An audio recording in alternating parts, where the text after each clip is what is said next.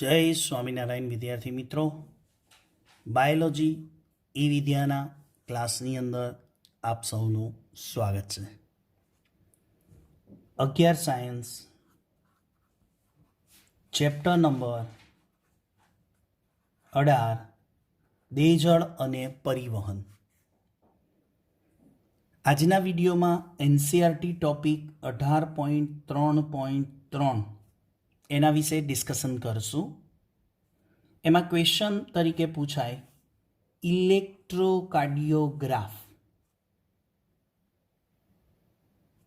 ઇલેક્ટ્રોકાર્ડિયોગ્રાફ ECG short ફોર્મમાં શું કહેવાય? ઇસીજી કહેવાય. જે ઇસીજી કોને કહેવાશે એની પહેલાં વ્યાખ્યા લઈ લઈએ. કે આપણે અગાઉના વિડીયોમાં સમજ્યા હૃદચક્ર, એટલે કે હૃદચક્ર એટલે શું? હૃદયનો એક ધબકારો. તો આવા કેટલા હૃદચક્ર ચાલે? 72 ધબકારા એટલે 72 હૃદચક્ર ચાલે. કોઈનામાં 75 ધબકારા, તો એની અંદર કેટલા હૃદચક્ર ચાલે વારાફરથી? 75 જેટલા ધબકારા. ટૂંકમાં હૃદચક્ર એટલે એક ધબકારો. એ હૃદચક્ર જ્યારે સિસ્ટોલિક અને ડાયસિસ્ટોલિક થતું હોય, કર્ણકો અને ક્ષેપકો વારાફરતી સંકોચન અને વિસ્તરણ થતા હોય, ત્યારે હૃદયની અંદર વિદ્યુત રાસાયણિક પ્રક્રિયા થાય છે, એટલે કે વીજ રાસાયણિક પ્રક્રિયા થાય. એ વીજ રાસાયણિક પ્રક્રિયા એટલે એક પ્રકારનો ઉર્મિવેગ કહેવાય. ત્યાંથી હૃદયમાંથી એક પ્રકારનો કરંટ ઉત્પન્ન થાય છે, એમ કહી શકાય. અને બીજા શબ્દોમાં કહીએ તો હૃદયને ધબકાવવાનું શરૂ કરાવે. કોણ કરાવે? એસે ગાંઠ, સાઇનો એટ્રિયલ નોડ. એસે ગાંઠ જે હૃદયને ધબકાવે છે, એટલે કે ધબકારા શરૂ કરાવે, ત્યાંથી એક પ્રકારનો વીજ પ્રવાહ ઉત્પન્ન થાય. અને એ હૃદયમાંથી સર્જાયેલો વીજ પ્રવાહ બોડીમાં, સમગ્ર બોડીમાં પ્રસરે છે, છેક પગના તળિયા સુધી જાય. સમજો ફરી કે એસે ગાંઠ એટલે કે સાઇનો એટ્રિયલ નોડ કર્ણકોને સંકોચન પ્રેરતા સંદેશા પાઠવે. એટલે જોઈ ગયા કે માયોજેનિક છે, મનુષ્યનું હૃદય માયોજેનિક છે.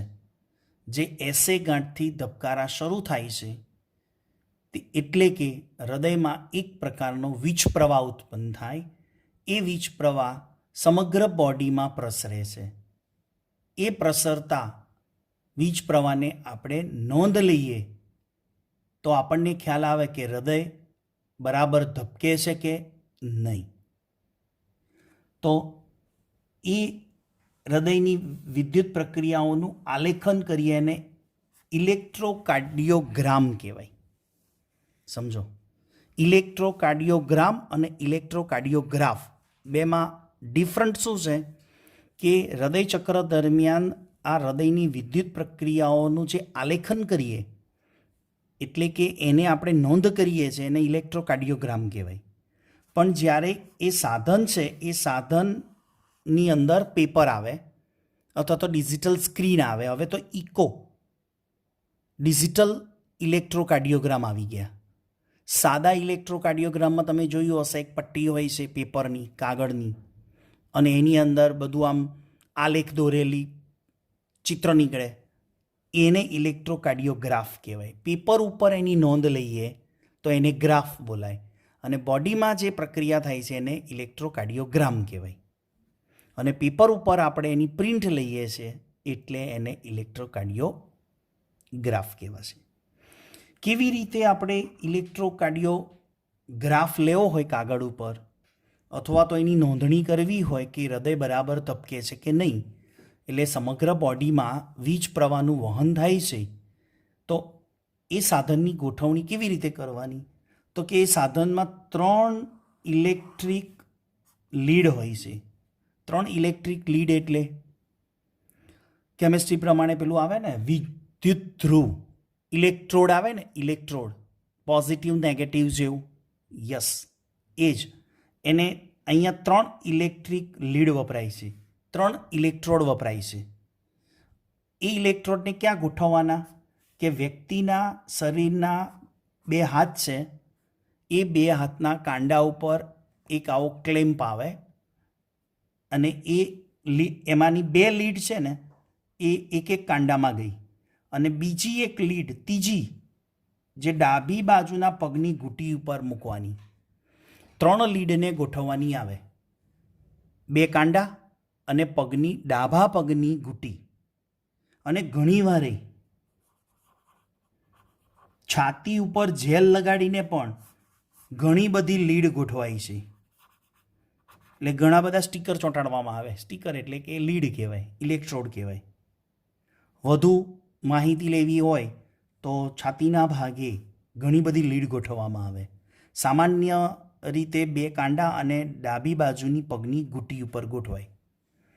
અને એ વોલ્ટમીટર ઉપર એનું ગ્રાફ બતાવે, એટલે પેપર ઉપર ગ્રાફ બતાવે અને વોલ્ટમીટર મશીન હોય. હવે કેવું આલેખન છે તો અહીંયા એક ગ્રાફ મળે પેપર ઉપર. એક સામાન્ય આપણે જોઈએ ને તો પેપર હોય છે, પટ્ટી હોય છે કાગળની, એના ઉપર આપણને સતત આવું એક ગ્રાફ મળતો જાય. તમે જનરલી જોયું હશે ચિત્રમાં કે પિક્ચરમાં કે સિરિયલની અંદર કોઈ વ્યક્તિને આઈસીયુમાં દાખલ કરે ને, સિરિયસ ક્રિટિકલ કેસ હોય ત્યારે એવા સમયે એને ઓક્સિજન આપેલો અને બાજુમાં એક મશીન મૂક્યું હોય છે, ટીવી જેવું નાનું, કોમ્પ્યુટર જેવું, અને એના ઉપર અવાજ આવતો હોય છે, beep beep beep beep beep beep beep machine બોલતું હોય છે. એમાં આવો ગ્રાફ લાઇફલાઇન જતી હોય. યસ, એ ECG છે. ઘણીવાર તમે જોયું વ્યક્તિ મૃત્યુ થઈ જાય ને એટલે આ લાઈન સીધી થઈ ગઈ હોય એટલે સમજવાનું કે વ્યક્તિનું હાર્ટ ધબકવાનું બંધ થઈ ગયું. એ શું બતાવે છે? મશીન સતત વ્યક્તિના હૃદયની કાર્યક્ષમતા બતાવે છે કે વ્યક્તિના હૃદયના 4 ખાના બરાબર કામ કરે છે કે નહીં, એ આ ECG દ્વારા જાણી શકાય.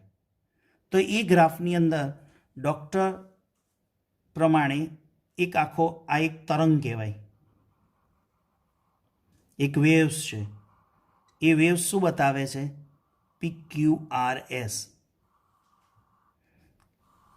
PQRST. આ એક તરંગ છે PQRSTનો. જો હવે ક્લિયર?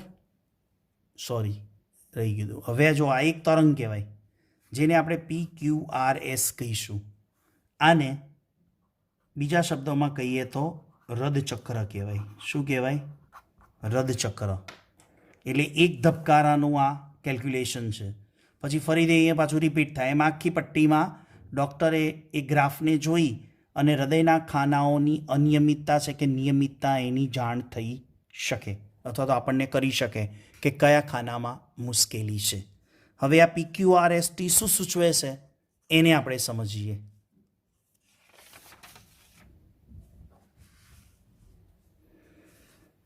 જો એમાં P તરંગ છે ને,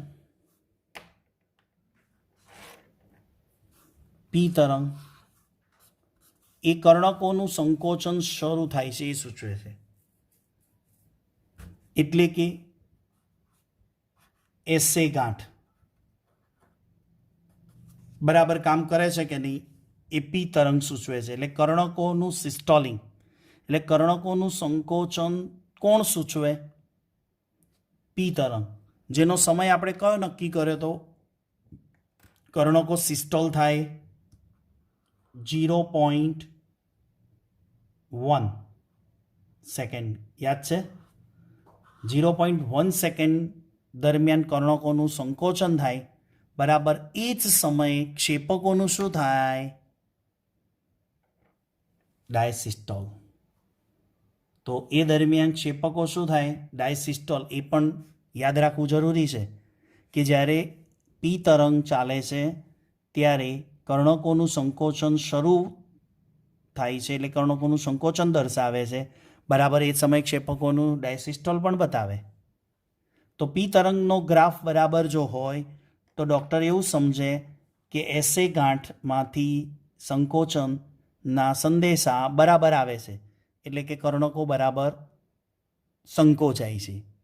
આગળ QRS એક આખો સળંગ ગ્રાફ છે.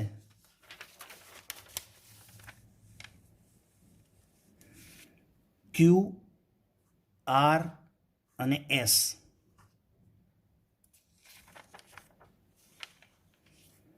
QRS.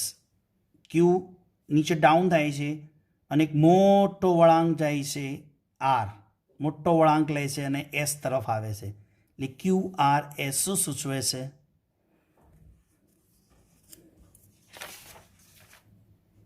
ક્ષેપકોનું સંકોચન શરૂ થાય. શું થાય? ક્ષેપકોનું સંકોચન. જ્યારે ટી તરંગ શું સૂચવે છે? કે કર્ણક્ષેપક બંને ડાયસ્ટોલ થાય છે. કર્ણક્ષેપક બંને ડાયસિસ્ટોલ થાય છે. હવે જો એક આકૃતિ ઇસીજીની જ છે, પણ એના દ્વારા થોડી વધુ માહિતી આપું.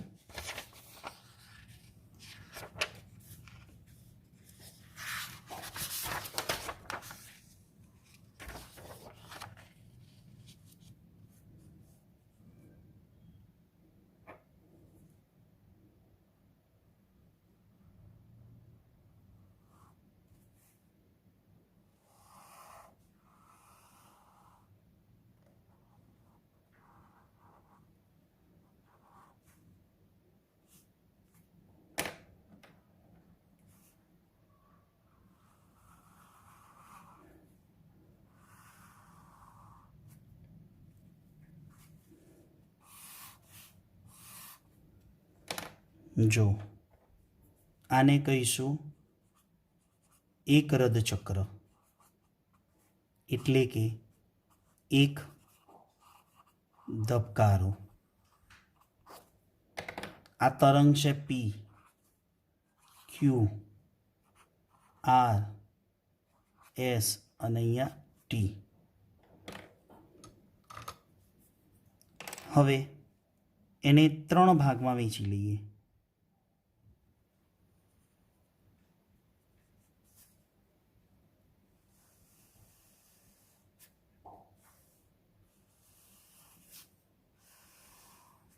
ખ્યાલ આવ્યો?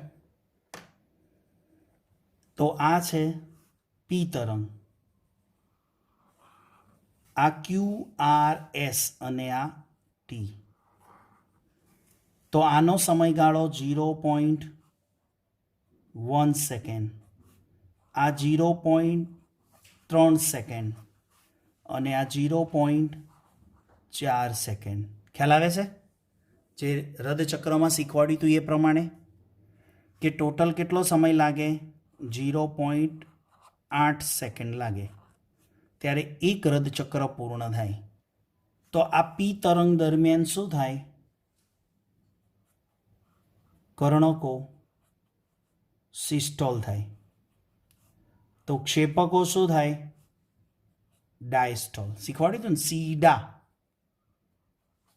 ડાસી અને ડાડા. તો ડાસી મીન્સ કર્ણકો ડાયસ્ટોલ થાય અને ક્ષેપકો સિસ્ટોલ થાય. તો આ ગ્રાફ ઉપરથી ડૉક્ટરને જાણકારી મળે કે કયા ખાના બરાબર ધબકે છે કે નહીં. કર્ણકો અને ક્ષેપકોનું સિસ્ટોલિંગ અને ડાયસિસ્ટોલિક બરાબર થાય છે કે નહીં. અને આના માટે જવાબદાર છે P તરંગ માટે SC. ઓકે. અને QRS જે ક્ષેપકોનું સિસ્ટોલ સૂચવે છે એના માટે જવાબદાર છે AV ગાંઠ. ઓકે. તો P તરંગ જે કર્ણકોનું સંકોચન શરૂ થાય એ SA ગાંઠ બતાવે, જેથી P તરંગ આવે. પછી SA ગાંઠથી AVને સમાચાર જાય, AV ગાંઠ ક્ષેપકોનું સંકોચન કરાવે તો QRS તરંગ આવે.